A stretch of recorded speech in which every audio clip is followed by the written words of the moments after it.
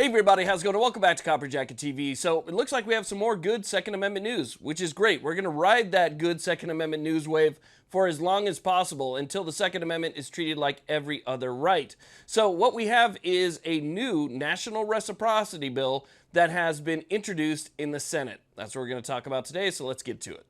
Now, before we get started, I just want to say a quick thank you for watching this video. If you wouldn't mind, hit that subscribe button. If you have an extra second, hit the thumbs up button. That would be fantastic. And I want to say thank you to the USCCA as well for sponsoring this channel and my other channel. The USCCA is one of the best memberships that you could have. I've been a member for about 5 years now. You get self-defense liability insurance. You get a great magazine. You get all sorts of online training, education. You get a reciprocity map and a lot more. So check out the USCCA below.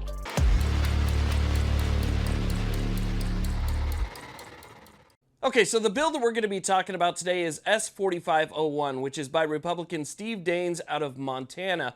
Now, this bill seeks to make a national reciprocity for concealed carry permit holders. Right now, what we have is pretty much a patchwork across the country. Some states recognize certain permits, other states recognize their own permits, some states recognize only that state's permit and nobody else, and so just simply traveling across this country can be extremely tough. I mean, it's very tough. That's why I talk about the USCCA and their national reciprocity map, because it kind of helps me get around. Sometimes I have to go all the way around Colorado just so I can avoid, some of the restrictions that we have there with my Nevada permit. I mean, it's absolutely ridiculous, and somebody could accidentally break the law just simply by passing over state lines and not knowing that they're not in reciprocity with the state that they came from. So a national reciprocity bill is absolutely necessary and something that I think absolutely needs to pass.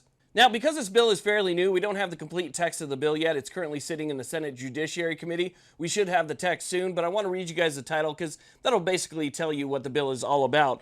So it says, a bill to amend Title 18 United States Code to provide a means by which non-residents of a state whose residents may carry concealed may also do so in the state. So basically, national reciprocity. And again, national reciprocity is something that we don't just want in this country. It's something that we need in this country. So in the Supreme Court's decision in the NYSRPA v. Bruin case, Justice Thomas wrote in his opinion that we have a right to carry in public. Now, you and I, we already knew that, right? But it was simply confirmed by the Supreme Court. Well, now that the Supreme Court has confirmed that, tell me how it is okay that I can use my Nevada driver's license and drive anywhere I want from California to Maine and every state in between, including Hawaii, Alaska, and so forth. That's not even constitutionally protected, but still, my license is valid anywhere in the country. However, we have an actual protected right that would simply disappear for me if I was to head an hour and a half west.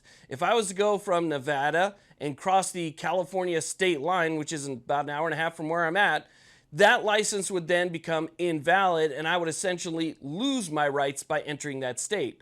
Now, you shouldn't lose rights from one state to the next. That's why this national reciprocity is so important. It needs to pass, because that's really, when you break it down, what's happening. You have rights in one state that are protected by the Constitution, that were granted to us by God, right? These are inalienable rights.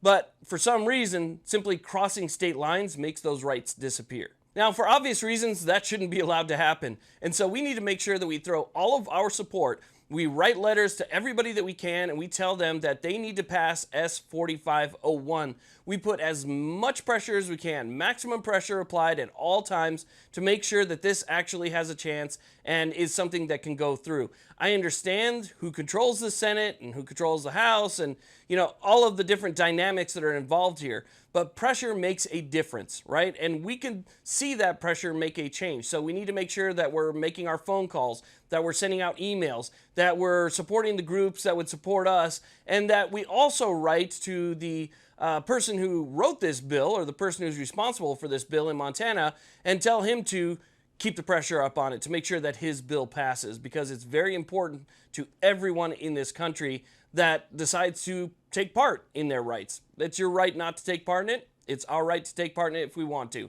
So again, S-4501, super good news. I'd love to see this one go through. We'll follow it along the way, and I'll let you guys know if anything changes. Thank you very much for watching. I do appreciate it. You guys have a great day.